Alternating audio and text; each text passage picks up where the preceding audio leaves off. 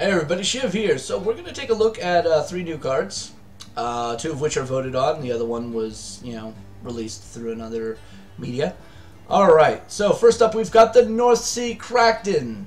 9 mana for a 9/7. Battlecry, deal 4 damage. Okay, so this basically has a power level of 13 for 9. Now, you look at Dr. Boom, that's 7 mana, and you're going to get about the same amount of damage out of it. Difference is, Dr. Boom, like everybody went and crafted, and yeah.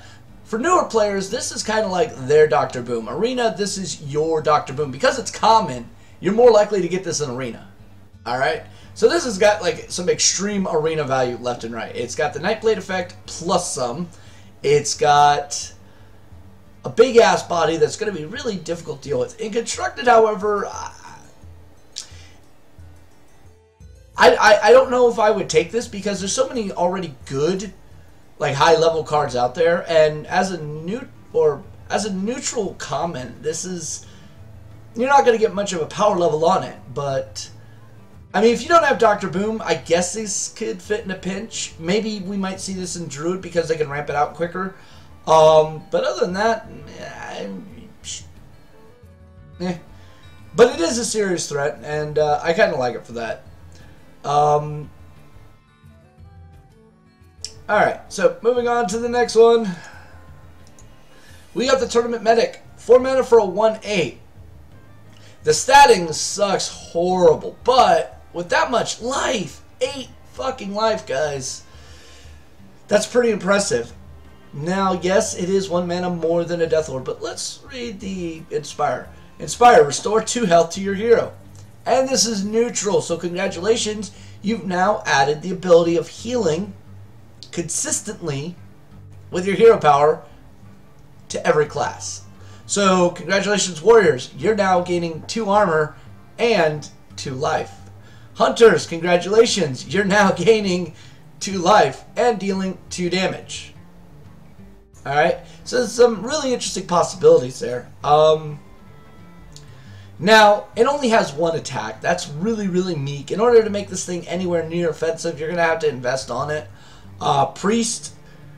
Yeah, Priest actually gets some really sick value out of this because of Akanai.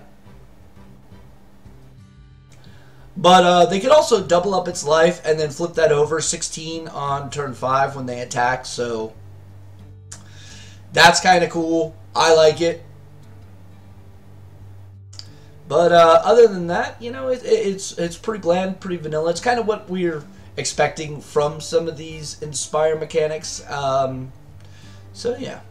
Alright, moving on to the last card. And this one was also voted on. The Coliseum Manager. 3 mana for a 2/5. Inspire, return this minion to your hand. Well, I'm not a huge fan of this card, but I'm not going to outright say that's a bad card. And here's why. Alright, most classes generally have some difficulties on turn 3 of playing a good minion. Alright, Rogue being one of them. Another one would be Druid if they're not getting one of their only 3 drops that isn't Big Game Hunter. So 3 is a really wonky spot for a lot of different classes. So this is basically one that you could throw down there and basically have board trade. You could coin it out turn 2. Alright. And that means you'll be able to trade favorably with what he has on the board and what he's going to play on the board. And if you really want to save it, just use your hero power to bring it back in your hand and replay it. Which, at that point, it was 5 mana for him to do everything he did. I look at it as kind of like in the Priest sort of thing. You know, you play out a 3-drop, it took damage, you're healing it back. The only difference is this isn't going to last on the board for it to actually be viable, which means you cannot get any kind of card draw off your hero power using Northshire Cleric, so that's kind of out the window there. But a couple other interesting things. You can play this down 3, right, and it's most likely going to survive. So turn 4, you double Power Overwhelming, smack face for 10, and then flip it back to your hand before the secondary effect of Power Overwhelming kicks in. Sure, if you want, but you're left with no board. I mean, you would have been left with no board either way, but still. So I don't know. It's not overly a great card, but it's not overly a bad card. It's definitely got good trade value. And it's basically giving everybody their own personal Druid of the Flame. The only difference is Druid of the Flame could switch to a 5/2 and kind of be aggressive if need be. So yeah, there's that. Alright, so that is all for this review and recap. Just a quick little special note here. Be careful who you give your personal address to, or even your P.O. box.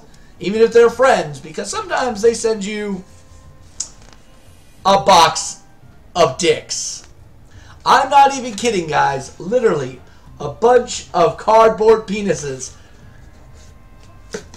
Thank you, Mr. Flux Flasher. I know the shit was you, you motherfucker. Anyway, till next time, stay safe, have fun, and may RNGesus bless you. Peace.